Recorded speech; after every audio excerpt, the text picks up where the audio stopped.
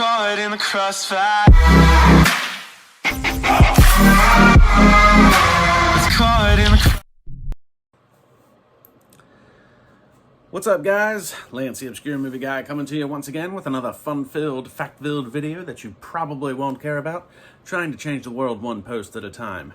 And today we're going to go back to the 1980s and check out 3 movies that I adore that had all the makings to be incredible movies, but for some reason they all just missed the mark.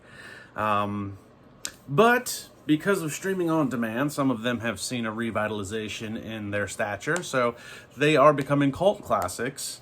But these were all movies that were put together relatively well. A couple of them were definitely ahead of their time, and one of them really had a really good special effects budget put into it, and still just missed the mark on being something that could have been incredible. Either way, we're going to talk about them, and the first one we're going to talk about, I recently found on Tubi and fell in love with in the first 5 minutes, and I was like, this is what I'm talking about. These are movies that are so bad that they're incredible. So the first one I want to talk about is 1984's The Lost Empire.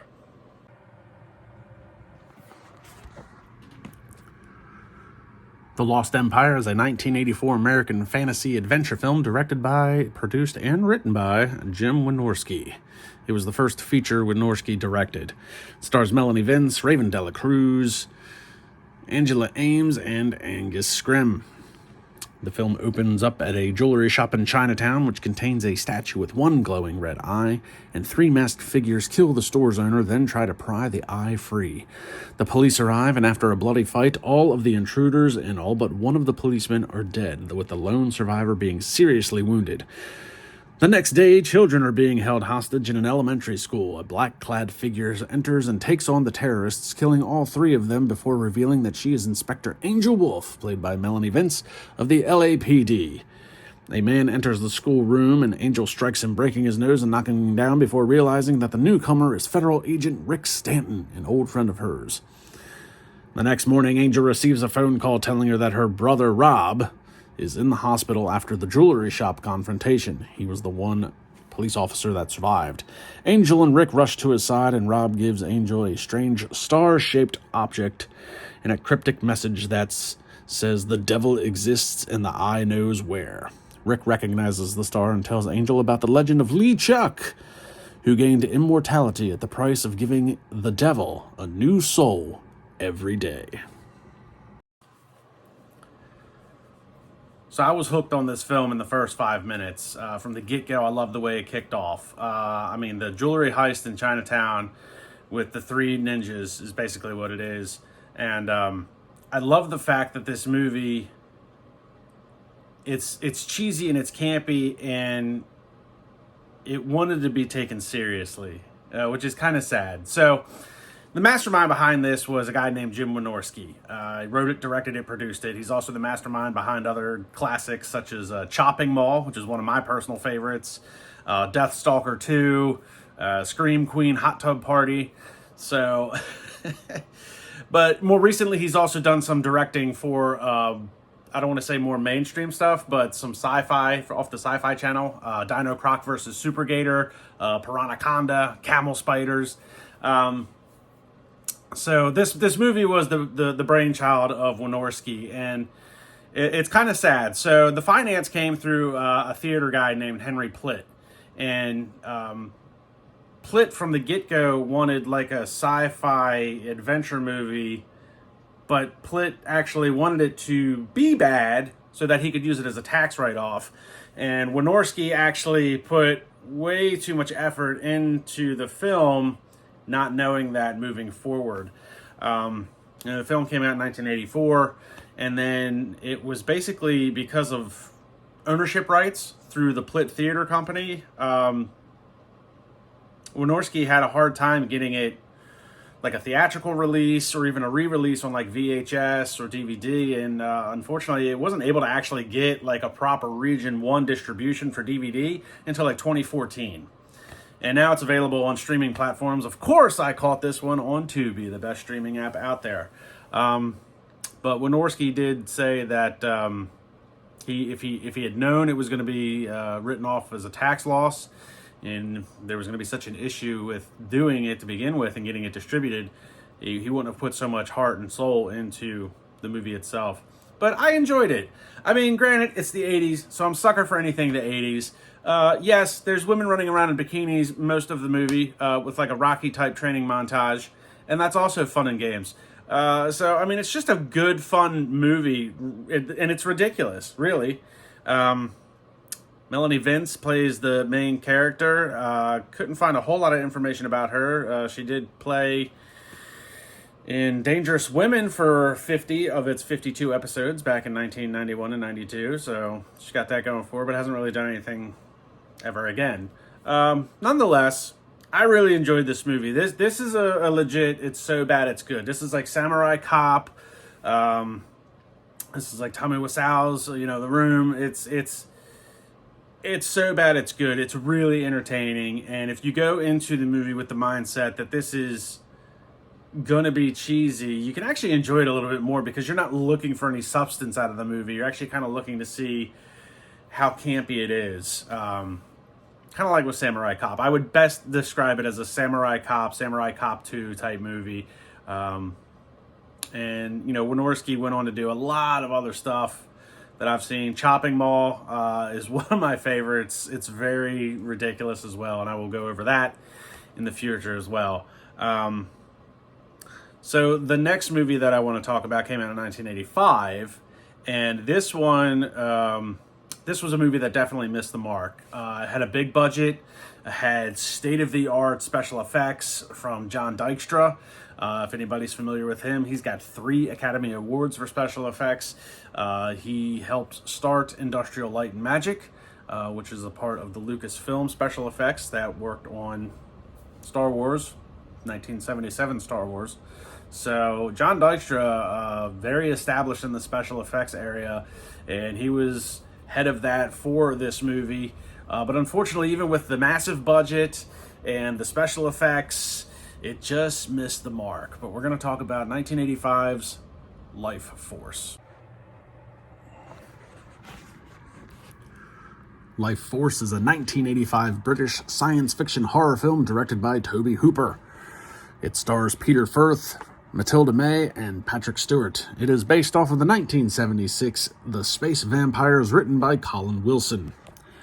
The crew of the joint British and American venture Space Shuttle Churchill, under the command of Colonel Tom Carlson, finds a spaceship hidden in the coma of Halley's Comet. Inside, the crew discovers hundreds of desiccated bat-like creatures and 3 naked humanoid bodies, 2 male and 1 female, in suspended animation within glass containers. The crew recovers the bat-like aliens and the 3 bodies and begins to return a trip to Earth. However, during the return journey, Mission Control loses contact with the Churchill. A rescue mission is launched to investigate. The rescuers discover that the Churchill had been gutted by fire. The present-day crew is dead and the escape pod is missing, yet the 3 containers bearing the bodies remain intact.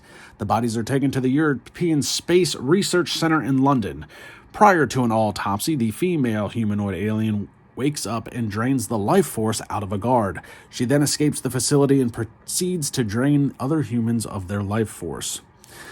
The other 2 male counterparts awaken and attempt a violent escape, but are apparently destroyed by grenades thrown at them by guards. Soon after, the guard that was bitten by the female revives 2 hours after his death and also displays the ability to drain others of their life force. So I will say that so the movie's got a couple of things going for it. One, obviously the special effects for the time, really, really well done. We talked a little bit about John Dykstra and everything that he brought to the table. And the special effects of the movie are actually really, really good, especially for the time. Another thing that's got going for it, the gratuitous amount of nudity that's in it. Matilda May spends most of the movie just completely naked. Don't really know why. They couldn't put clothes on her, but they didn't. And that's fine by me. And honestly, Matilda May, to her credit, she didn't even know English when they hired her to be in the movie. So she actually had to learn her lines like phonetically, like on the spot. Like, here is your line. Here is what you're going to say. And she learned English, learning the lines phonetically. And then she also learned English from like the 6 months that they spent in England doing the filming. So, but was definitely not her first, language. Plus, there's a very young Patrick Stewart. I don't want to say very young, because even in 1985, he was middle-aged at that point. But career-wise, he wasn't exactly established as a mainstream actor. That would come a few years later in Star Trek Next Generation. But nonetheless, Stewart's always been really good at everything he does. So to have an established type actor from an artistic standpoint in the movie didn't do it any justice. His part wasn't big enough, I felt. And the story just grappled with trying to be more than what it was.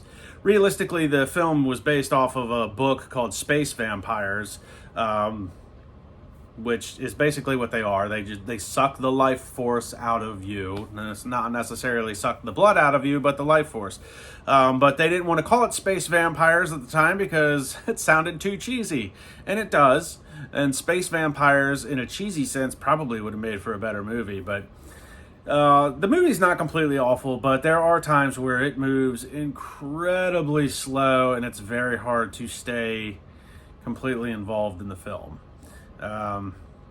So there's that. But I again, the special effects for the time, really incredible. Really good job. John Dykstra is a master at what he does.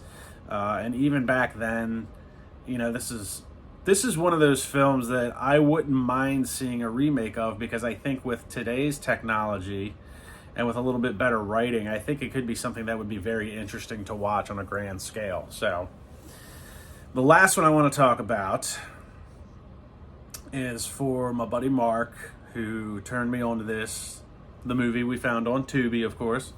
And there's also a couple of guys in the Bad Movie subreddit that were very interested in this. But Mark showed this to me, and I instantly fell in love with it. And again, this is another movie that was way ahead of its time. 1989's RobotJox. RobotJox is a 1990 American post-apocalyptic science fiction film directed by Stuart Gordon, starring Gary Graham. 50 years after a nuclear holocaust, mankind is decimated, and the surviving nations, the American Western-influenced market, and the Soviet-Russian-influenced Confederation, have agreed to outlaw traditional open war. In their place, disputes are settled with gladiator-style matches between giant robots operated by pilots called RobotJox, who are contracted to fight 10 matches. The Confederation champion is Alexander, who has killed his last 9 opponents thanks in part to a spy inside the market leaking information to the Confederation. The market's champion, Achilles, played by Gary Graham, has won 9 fights and will fight his final match against Alexander for the territory of Alaska. Achilles is supported by robot designer Doc and a strategist named Tex Conway, the only robot jock to win all 10 of his contracted fights.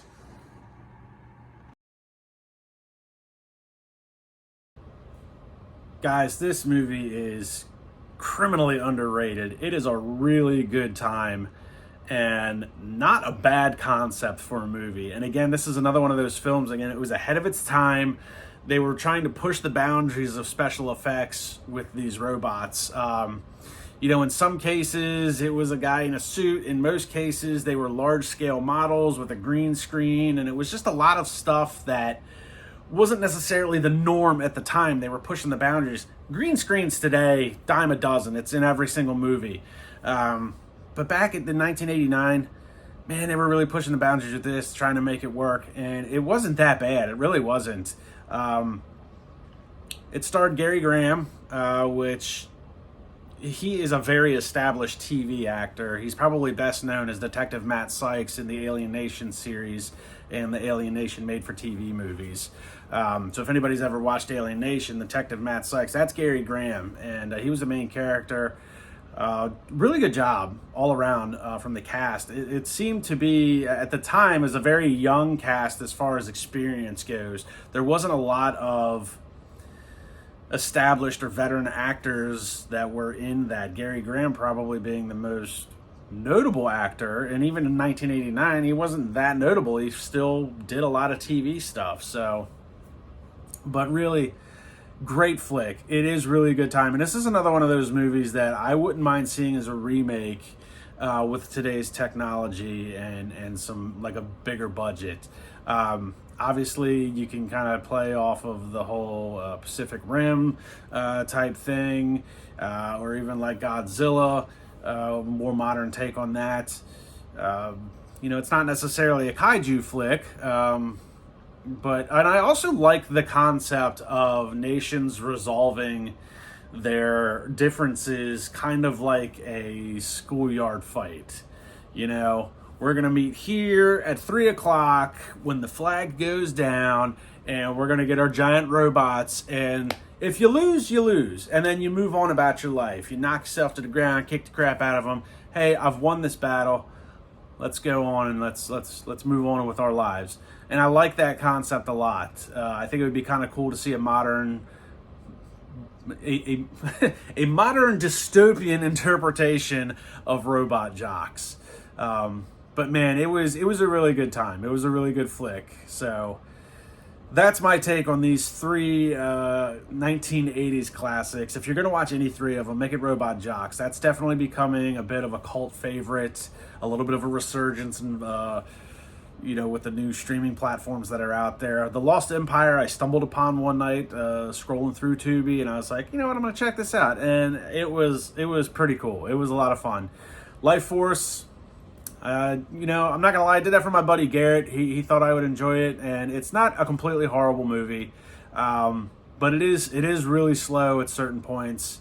But if you're into, like, the special effects, especially through, like, the history of cinema, the 80s was a really good time to check out some special effects stuff. Everything from, like, something as silly as, like, Halloween or Friday the 13th with Tom Savini, like, pushing the boundaries of stuff that hasn't been done. When you watch those films, you're basically seeing something done pretty much for the first time, and that's kind of what they did with Lifeforce. They really pushed the boundaries with makeup and special effects and some green screen usage, which was still very, very young at that point. And so yeah, definitely three interesting movies. RobotJox was definitely the most entertaining.